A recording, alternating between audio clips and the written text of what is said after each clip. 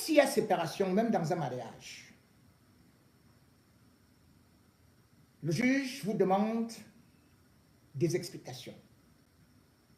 Qu'est-ce qui n'a pas marché? À chacun des partenaires d'exposer. Le régime Biya s'est juste contenté de dire qu'on a nommé quelques ministres. Mais lorsqu'on voit le Grand Nord, aujourd'hui, on se demande à quoi cela a servi. Est-ce que ce que le régime a reçu du Grand Nord a rendu cela? Mesdames et messieurs, je vais d'abord prendre donc les récriminations du Grand Nord. Dans un document avec 220 raisons, ils disent pourquoi est-ce qu'ils tournent le dos au régime Paul Biya. 1. Répression historique et trahison. Petit 1. Rancune. L'exécution sommaire des centaines de nordistes après le coup d'État manqué du 6 avril 1984.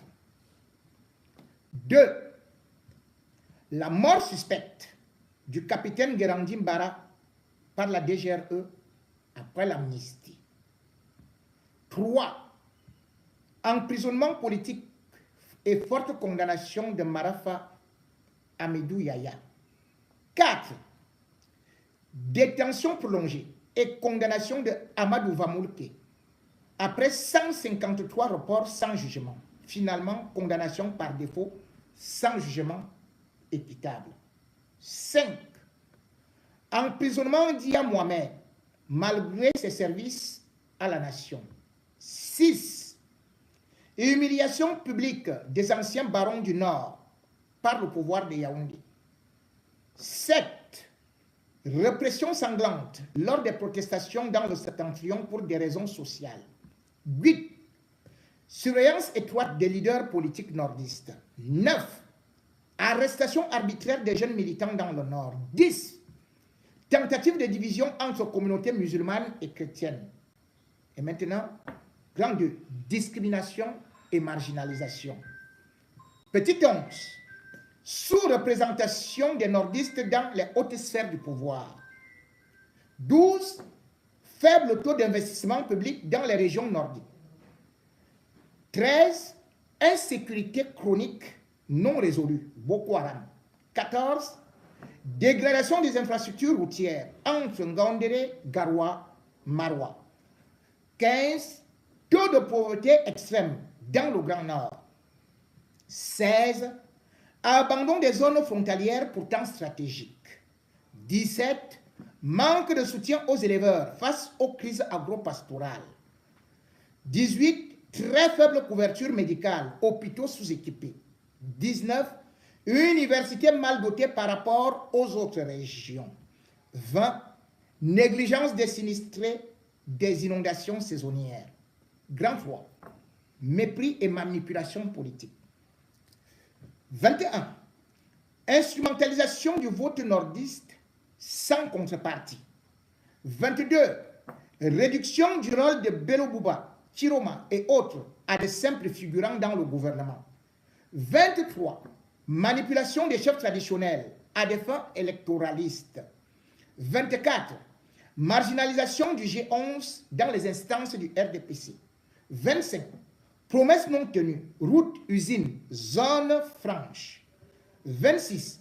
Absence de vrais projets structurants dans l'extrême nord. Nous étions à 26 là. 27. Utilisation cynique des crises pour maintenir l'état d'urgence. 28. Refus d'autonomiser les jeunes leaders du Nord. 29. Banalisation de la question du chômage massif des nordistes. 30. Aucune politique sérieuse de valorisation des cultures nordistes. 31. Aucun grand complexe industriel implanté depuis plus de 40 ans. 32. Fiasco du coton, Sodécoton, monopole et détournement. 33. Aucune zone industrielle digne dans la Damawa. 34, accès à l'eau potable, toujours dramatique dans 98% de villages du Grand Nord. 35, route rurale impraticable pendant 6 mois par an.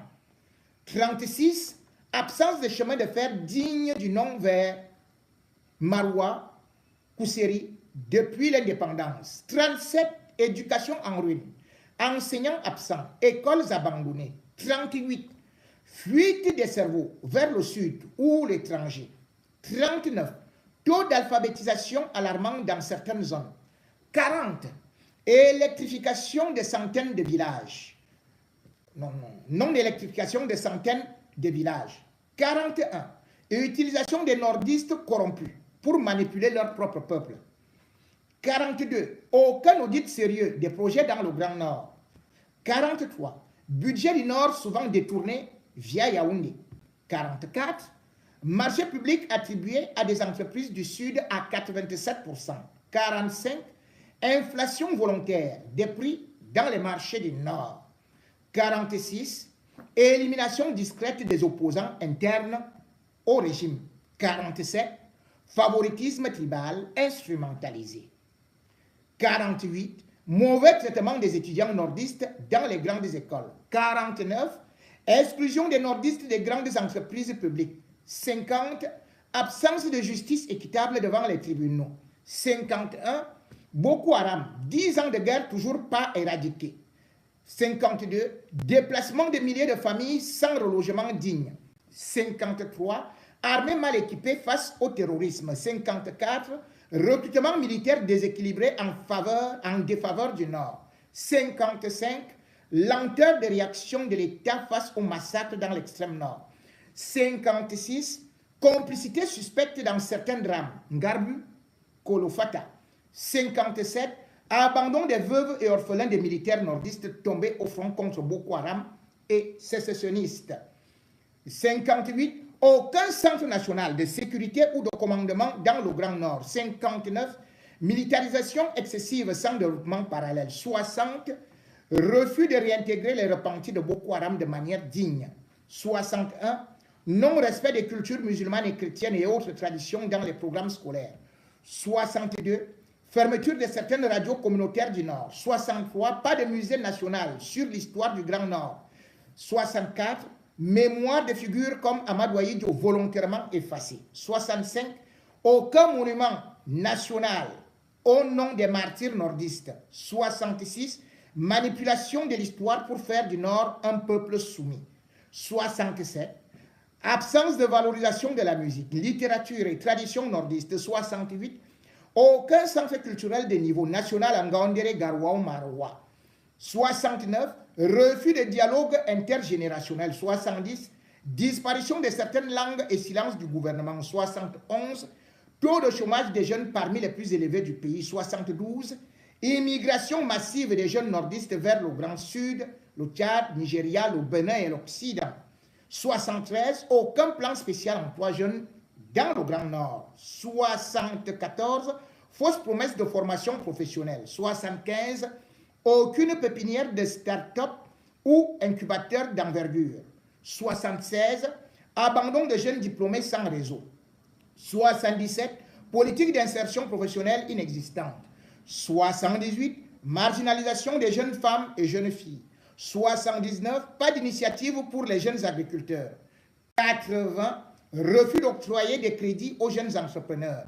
81, les auteurs présumés des attentats de Maroua. Exemple, Abdallah et Mahamad Logon sont en liberté au vu de tout le monde. 82, les victimes des attentats n'ont jamais été indemnisées. 83, aucune enquête sérieuse et publique sur les attaques terroristes. 84, manipulation de la peur pour contrôler la population. 85, pas de stratégie de déradicalisation réelle des ex-Boko Haram dans l'extrême nord. 86, surveillance excessive des mosquées nordistes sous prétexte de sécurité. 87, silence de l'État face à la stigmatisation des jeunes du Grand Nord dans les grands concours.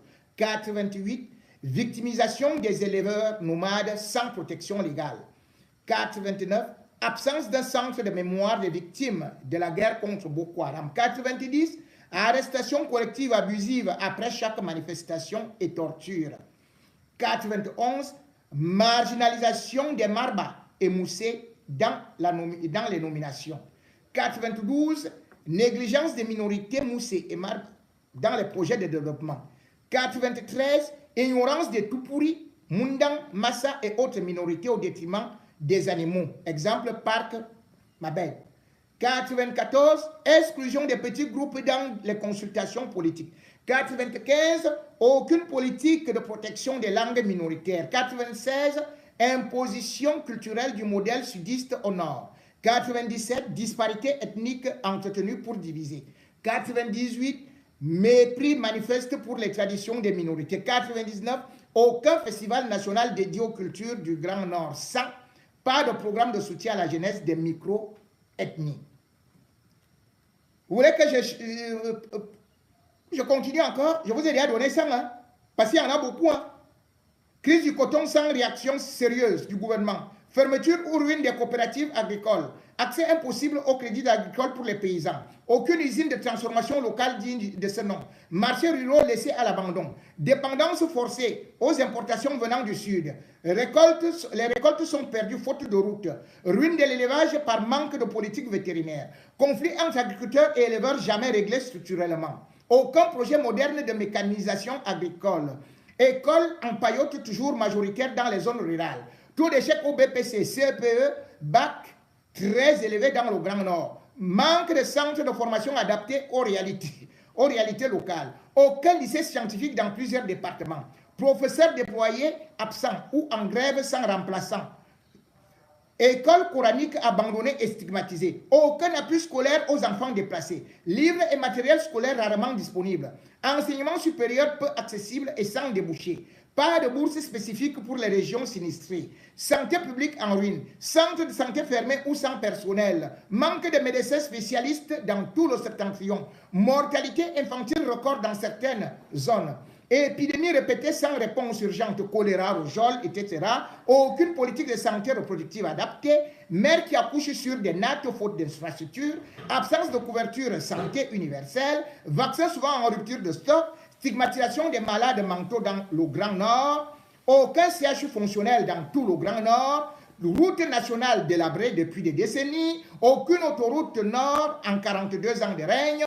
Ponts endommagés jamais réparés, liaisons aériennes rares et coûteuses, logements sociaux jamais livrés dans le nord, réseau de communication instable, villages sans électricité depuis l'indépendance, panne régulière d'eau potable à Garoua et Maroua, rareté des forages fonctionnels, aucun plan d'urbanisation moderne, exclusion des cadres intellectuels du Nord diabolisés ou exilés, universitaires surveillés et censurés, promotion des médiocres au détriment des compétents, les nordistes brillants poussés à quitter le pays, aucun think tank politique nordiste soutenu, rareté de postes ministériels à impact stratégique, ignorance des projets portés par les élites locales, disqualification systématique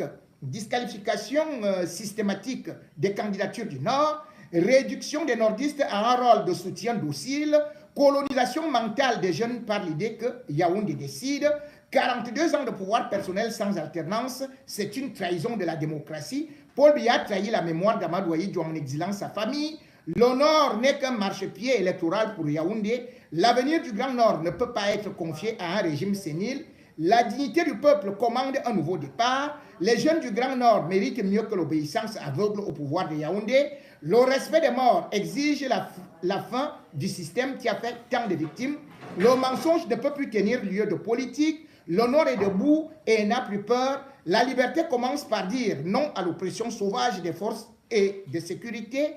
Les contrôles routiers sont devenus un rituel de maltraitance. Passagers malades, vieillards ou femmes enceintes forcées de descendre des bus. Ceux qui refusent ou réagissent sont battus ou piétinés parfois jusqu'à la paralysie. Cette pratique calquée sur le Nigeria est devenue un business d'humiliation. Les forces de l'ordre au Nord n'ont souvent aucun respect pour les civils. Refus d'obtempérer équivaut à un passage à tabac immédiat. Aucune enquête disciplinaire sur les brutalités documentées. Silence total du gouvernement malgré les dénonciations publiques. Absence d'un numéro vert ou d'un organe de plainte indépendant. humiliation régulière des chefs traditionnels et notables en public, frontières terrestres avec le Nigeria fermées depuis 2020 sans explication claire, commerçants et familles frontalières asphyxiés économiquement. Désormais, il faut verser 2000 francs CFA à la police ou à la gendarmerie pour entrer dans un village voisin, surtout dans le nord, Bardak et Demsa Gashiga. Et l'État est informé, mais laisse faire cette extorsion devenue norme. Ceux qui dénoncent sont menacés ou bannis. Aucun allègement pour les malades ou les enfants en situation d'urgence. Cela appauvrit les petits marchés frontaliers. Photocol, Kousseri, Mora, Amchide. Les routes de contrebande sont plus sûres que les postes officiels. Aucun programme économique alternatif pour les zones enclavées. Les agents frontaliers deviennent les rois sans loi. La route Ngandere-Garoua-Maroua, promise 15 fois, jamais achevée. Projet de barrage de Bini-Warak, silence total. Modernisation du port sec de Ngandere, jamais lancé. Zone industrielle de Garoua, inexistante. Université bilingue de Ngandere, toujours sous-équipée. Création de zones franches dans l'extrême nord, oublié. Supposé grand hôpital de référence à Maroua, jamais sorti de terre. Aucun plan spécial pour les déplacés internes du terrorisme. Projet agricole mécanisé détourné au fictif. Éclairage public et énergie solaire promis en 2015, jamais vu. Tous les abus dans le nord sont signalés à Yaoundé sans suite. Les rapports des gouverneurs et préfets sont ignorés. Yaoundé utilise les plaintes du nord comme instrument de contrôle. Les nordistes protestataires sont traités d'ingrats. Aucun ministre originaire du Nord n'ose dénoncer publiquement ces injustices. La présidence n'a jamais organisé un dialogue franc avec les leaders nordistes. Des médiateurs choisis par Yaoundé sont déconnectés du terrain. Les agents déloyaux sont récompensés par des postes. Le pouvoir veut un Nord obéissant, pas un Nord épanoui. Après 42 ans, Yaoundé ne voit toujours pas le Grand Nord comme une priorité, mais comme une réserve de voix et de soldats. Le reste, je vous laisse imaginer. Mais je me suis arrêté à ce point de sang que Yaoundé, après 42 ans, Yaoundé ne voit toujours pas le Grand Nord comme une priorité, mais comme une réserve de voix et de soldats. Ceci est-il faux? Oui, chacun dira, c'est comme ça dans tout le Cameroun. Alors, si vous ne vous plaignez pas et s'ils sont restés calmes pendant 42 ans, vous voulez qu'ils continuent à rester toujours calmes, qu'ils ne disent plus jamais rien, qu'ils ne se plaignent jamais? C'est impossible. C'est impossible. Une réserve de voix. Allons-y donc quand on voit certains ministres nous dire que non, le Grand Nord ne sert pas à grand chose. Eux-mêmes, ils vont voir ce qui va arriver parce que au-delà de ça, ils sont capables de pouvoir faire gagner Paul Biya. Ils sont capables de pouvoir tenir ceci. Ils sont capables de signer d'autres accords. Ils sont capables de faire... Mesdames et messieurs, allons seulement dans les statistiques. Paul Biya peut-il gagner sans le Grand Nord? Nous y allons.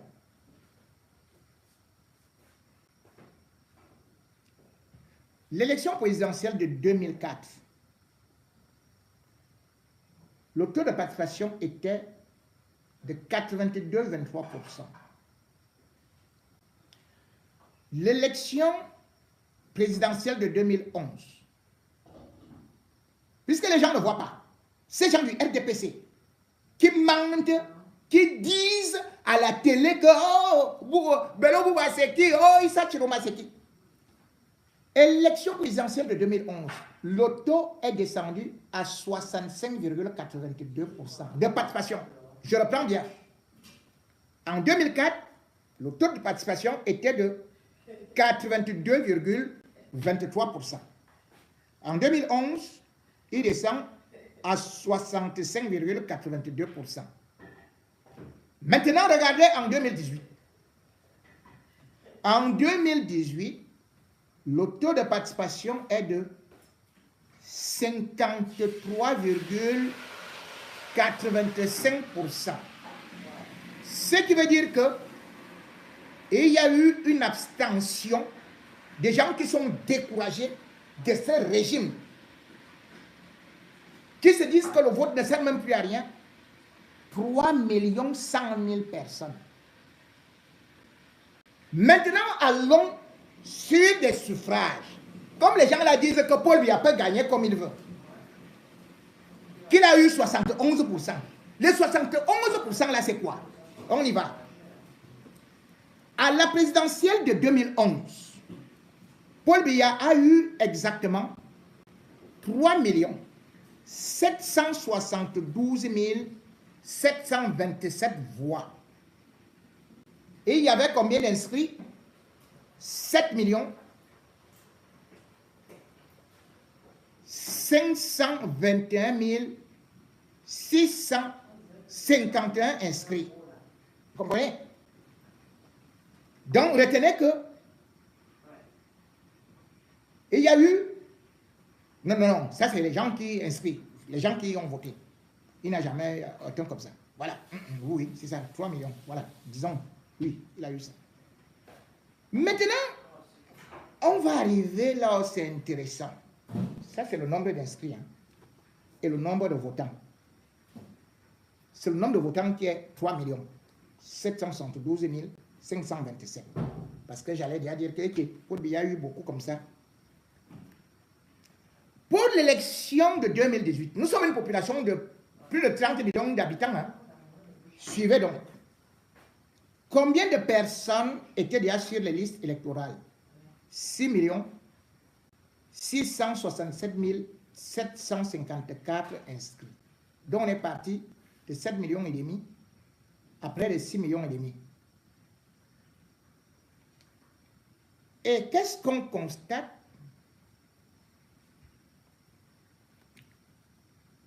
Dans tout le Cameroun, combien de personnes ont voté? 2 521 934 voix. Yawa! Combien de voix Paul Biya a obtenu?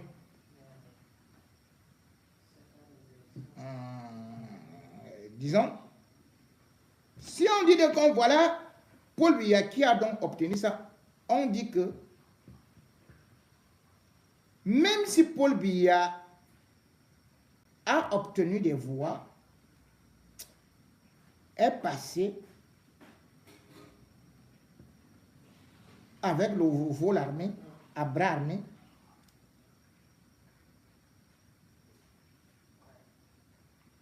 Paul Biya a obtenu combien de baisse? Il a perdu 1 250 593 voix. Donc, Paul Biya a perdu, suivez bien, 1 250 593 voix. C'est-à-dire que si vous imaginez que Paul Biya a eu 2 551 994 voix, cela veut dire qu'en 2018, en réalité, parmi les gens qui l'avaient voté, en 2011, il a perdu 1 250 593 voix. Bon, on va donc chez les gens qui ont voté Paul Biya.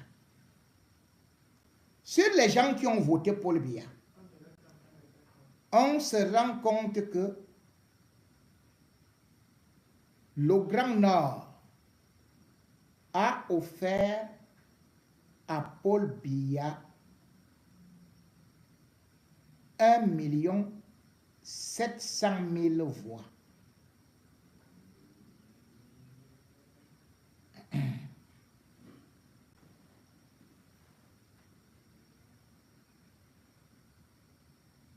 Un million 700 000 voix.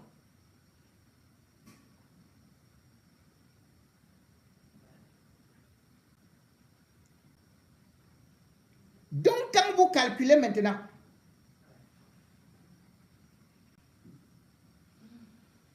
les autres régions, centre, sud,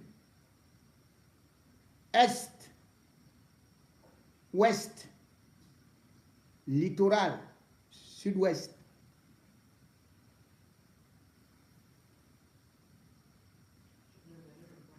toutes ces régions ont donné à Paul Biya à peine 850 000 voix.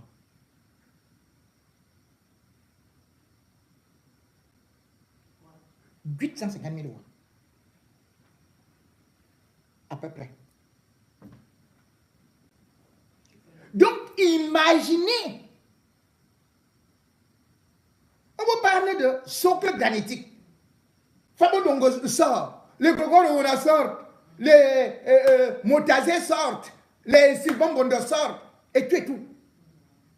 Le sud là a donné quoi à Paul Biya? Vous savez combien de personnes étaient inscrites au sud? 400 000 inscrits dans la région de Paul Biya. Vous savez combien ont voté? 88 000. Même pas 100 000. Même pas 90 000. Dans le sud, là on dit que le socle granitique de Paul Biya, le village de Paul Biya, 400 000 personnes étaient inscrites dans les bureaux de vote, sur le fichier et les camps. Mais combien ont voté? 88 000. 88 000. Donc les femmes Ndongo et tous les gars qui font le bruit là, ils pèsent à peine 7%. Ils pèsent à peine 7%.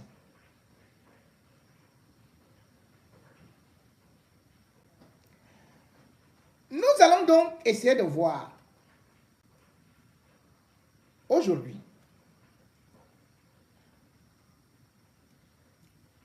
7%, hein?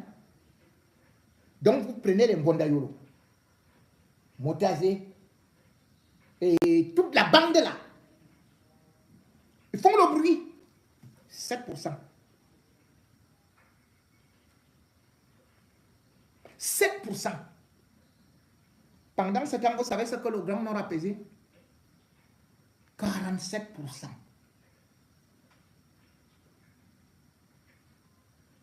47%. Et qu'est-ce que Paul Biya a fait? Le Grand Nord t'offre une élection. Parce que regardez que le Grand Nord a offert à Paul Biya 47%. Mais qu'est-ce que Paul Biya offre au Grand Nord en retour? Ministère des Pêches.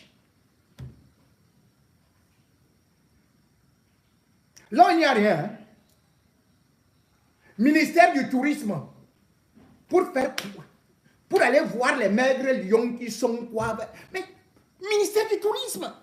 Et on dit c'est ministre d'État. Hein? Mais quoi? Ton meilleur allié, ministre du Tourisme. On envoie l'autre dans un ministère qui a un truc de chômage. Et on dit que c'est le ministère de l'Emploi. Sans avoir même un budget. C'est-à-dire que là on se trouve, il s'attire. Je dis bien que c'est le Grand Nord qui a offert à Paul Biya 47% de ses votes. Le Sud a offert à Paul Biya 7%, c'est-à-dire 88 000 voix. Le Grand Nord, 1 700 000. Mais qu'est-ce qu'on voit? Le sac d'argent qui porte ça. Ce n'est pas Motazé. Les femmes Ndongo, ils gèrent toutes les universités, ils abandonnent celles de... Et après, vous avez Mbondayolo, qui a un gros budget. Et au ministère de l'économie, On a nommé un nordiste. C'est-à-dire que Alamine Ousmane, mais qu'est-ce qu'on fait? On nomme Sylvain Gondon là-bas, qui vient du sud. C'est lui qui contrôle donc et qui gère les lignes que vous entendez au Moukbelinga prend tout l'argent là. Et on adosse ce ministère à la présidence de la République, en Gongo.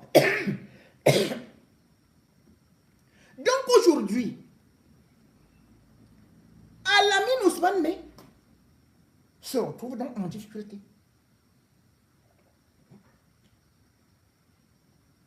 S'il veut donner un marché de 100 millions, il faut demander plutôt à Ngongo. Et c'est pour ça que lui aussi a décidé de s'en aller. Vous ne l'avez pas vu quand on a convoqué le ministre là au palais. Il a refusé. Il a refusé de partir voir Ngongo. Parce qu'il a compris. Il a dit à Franck Biya, mais c'est comment tu m'as donné un ministère où finalement c'est vous qui signez encore, c'est vous qui gérez encore. C'est-à-dire que le ministère qui peut être quelque chose, on fait encore que quelqu'un de l'entourage de Biya. Parce que quand on dit même le sud là, c'est l'entourage de Biya qui contrôle ça. Le gars dit, je vais partir, puisque c'est toi qui m'as dit de devenir ministre ici. Parce que tu voulais que ton argent, le blanchiment qui passait par là où j'étais, la banque, Afriland First Bank, tu voulais marcher maintenant que je suis. Et donne la démission au Premier ministre. Oh, il faut attendre, il faut faire ceci, il faut cela. Parce qu'il ne voit pas pour bien. Vous avez de l'autre côté le ministre des marchés publics. Veuillez nous excuser. Le ministère des marchés publics. Ce ministère des marchés publics est tout simplement encore une autre escroquerie. Pourquoi est-ce que je parle d'escroquerie? Parce que là-bas, on se retrouve devant une difficulté avec les Talbamala. Talbamala gère le ministère des marchés publics. Oui, il a eu à passer, là il y avait beaucoup d'argent à gauche et à droite. Mais la réalité aujourd'hui c'est quoi? C'est que le ministère des marchés publics dépend aussi de la présidence de la République. Désormais, c'est-à-dire qu'il est contrôlé par la présidence de la République. Donc en fait, ils sont tout simplement des ministres porteurs de sacs du palais. Voilà le véritable problème. C'est-à-dire qu'ils n'ont pas les ministères de souveraineté. Vous offrez 47%. 47% à Paul Biya. Et Paul Biya vous dit que allez dans les ministères des pêches ou de l'élevage, de quoi là, parce que vous êtes des moutons. N'importe quoi. Et pendant ce temps, on offre tout aux autres. Alors la difficulté. Voilà donc comment le Grand Nord va vous finir. Mais j'aime Biya. Biya et ses bandits. Sachez que les nouveaux chiffres de l'ECA que vous cherchez à manipuler, malgré tout, on nous dit que il y a 8 219 910 inscrits actuellement. Ok. Vous avez bien suivi, non? Alors, si vous faites que en 2018, il y avait 6 667 754 inscrits. Vous savez ce qu'il y a comme nouveaux inscrits? 1 551 456. Les différences. Bon. qui se sont ajoutés. Les gens qui se sont ajoutés là, ils viennent passer, c'est l'opposition qui a appelé, hein, que inscription sur les listes électorales. Donc, 90%, ce sont les opposants. Maintenant, les gens qui étaient non partants, qui n'ont pas voté, Paul Biya et consorts, on se retrouve donc qu'ils ont augmenté. C'est-à-dire que, puisqu'il y a 8 200 et poussières, 219 000 inscrits, vous trouvez donc que par rapport à 2018, les gens qui sont susceptibles de voter contre Paul Biya, 80%, sont actuellement à 5 667 216. Parce que le Grand Nord, là, a déjà viré. Donc, disons même que Paul Biya va se partager les voix avec les autres au Grand Nord, là. Quand vous avez déjà les 5 667 216 là, vous faites comment par rapport à 2018? C'est là qu'ils vont s'ajouter. Vous allez prendre combien là-bas? Paul Biya peut prendre combien là-bas? La vie est chère. Hein? Tout le monde est en train de s'enfuir pour prendre la route du désert.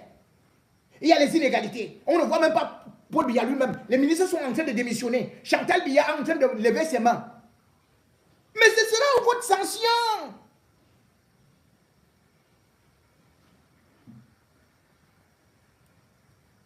Regardons un peu les répartitions alors. Si vous prenez par région, vous allez voir que le nord, la Damawa et tout, ça fait déjà quoi là? 29,20%, peut-être avec un peu l'est aussi. 29,20% sur les nouveaux inscrits. Seulement 2 régions du nord. Hein. Le centre, c'est 15,85%. Et ce n'est pas le socle de Paul Biya. Le centre, c'est tout le monde qui est là. Parce que c'est la capitale politique qui est d'abord là. Puis les villages où les gens sont déjà très mécontents. Donc il y a, quand on voit sur le nombre de personnes inscrites en 2025. Donc le centre, c'est 15,85%. L'extrême nord, là on est parti chasser Ngongo, seul représente 14,52%. Vous allez faire comment pour les retourner? Le littoral, là on a accueilli dernièrement Maurice Kamto comme un dieu là. Là on était obligé d'appeler les forces de sécurité que allez le condamner, allez le confisquer. Ne faites pas qu'il sorte pour montrer ceci et cela. On a bloqué les routes. Le littoral, où l'opposition a toujours gagné, se trouve à 13,65%. En 2018, ça n'atteignait même pas 10%. Hein. Au nord-ouest, où Paul Biya est parti créer sa guerre, il y a 7,86%. Où est les anglophones là? Choisir Paul Biya. Ceux du sud-ouest viennent avec 4,97%. Et le dernier des derniers, c'est-à-dire c'est le sud de Paul Biya. La région de Paul Biya, sur le nombre d'inscrits, 3,84%. Même si tout le sud vote Paul Biya, ne peut pas être président. Le sud représente 3,84%. Voilà alors là. Voilà là où l'acteur meurt dans son propre film. Et c'est encore beaucoup plus inquiétant. Parce que le sud s'est balkanisé. Pourquoi? Parce qu'aujourd'hui, vous avez des fortes personnalités qui se sont détachées, comme le professeur Abba Olono, qui est déjà dans l'opposition, qui parle fort, qui est bien et qui est un monsieur qui mérite un pesant de respect et qui pèse lourd là-bas. Et beaucoup d'intellectuels. Ils sont aussi un jeune qui maintenant aussi fait beaucoup d'unanimité et qui aussi est Kambeti et machin et tout ça, qui a détruit le mythe de l'ethnie, c'est Valère Bessala. Il n'était pas candidat en 2018. Le voilà qui est candidat, alors qu'à l'époque, le RDPC misait sur la distribution des voix par rapport à Cabral Libye. Là, maintenant, il y a Valère Bessala, un Kambeti. Et ça ne s'arrête pas là. Et il y a même un officier, non, un ancien proviseur qui vient de déclarer sa candidature à l'élection présidentielle. Et là, c'est encore beaucoup plus grave. Parce qu'il s'appelle Elundu Bilois. Ancien proviseur de Nkomtou. Ancien proviseur de Nkomtou. Il a un parti qu'on appelle le MPCC. Vous comprenez? Il vient de déclarer sa candidature. C'est-à-dire que sa famille quand même va le voter. Ses amis vont le voter. Les gens qui votaient souvent Paul Biya. Et n'oubliez pas qu'il y a un qui avait commencé à tourner le dos, mais cependant, on avait profité du fait qu'il y avait Cabral Libye qui s'entendait un peu. Il avait présenté Cabral Libye. Nkumbondo, avec le parti Univers. Nkumbondo dans l'opposition dure. Et il va présenter qui? Akeremouna. Nkumbondo est Boulou.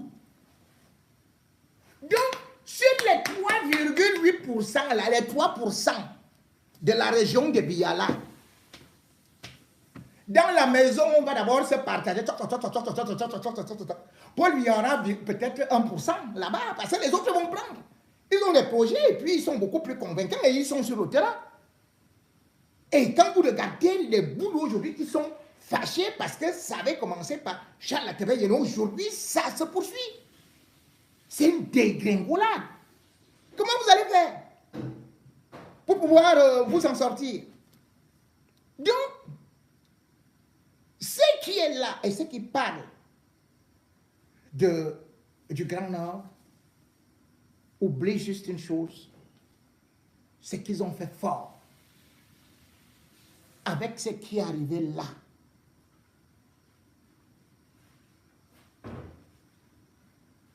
Paul Biya est mort au Grand Nord. Et si vous perdez le Grand Nord et le Sud qui est également là, et comme j'ai dit que d'une bonne partie du Sud aime bien Akeremouna. Akeremouna, c'est un anglophone avec une culture francophone. Donc il va grignoter aussi les voix, tout en sachant que il n'y a même pas encore eu la coalition de l'opposition. Parce que la coalition va arriver, ne vous en faites pas. Même comme aujourd'hui, Biya cherche à faire l'infiltration. Mais ne vous en faites pas.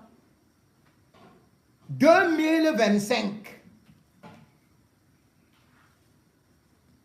avec ce qui s'est passé là, au Grand Nord là, avec les Issa Tiromala, les ministres qui sont mécontents là, les élites qui sont mécontentes là, et vous comptez sur Manao Damala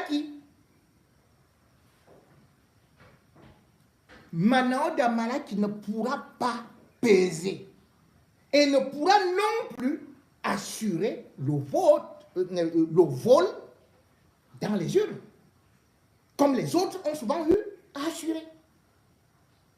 Préparez-vous à vous enfuir.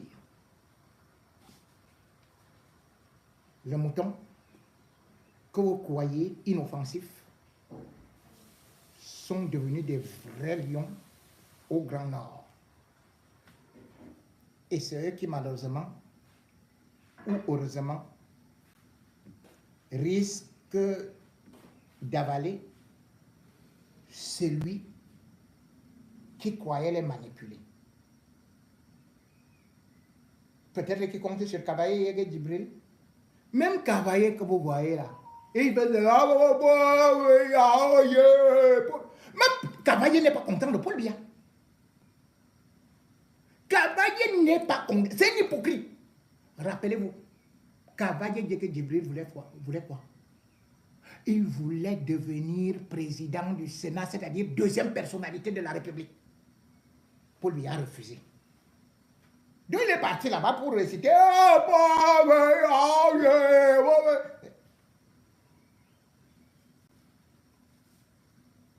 Pas d'effervescence, pas de mobilisation. Par comment Paul Biya va donc lancer sa campagne.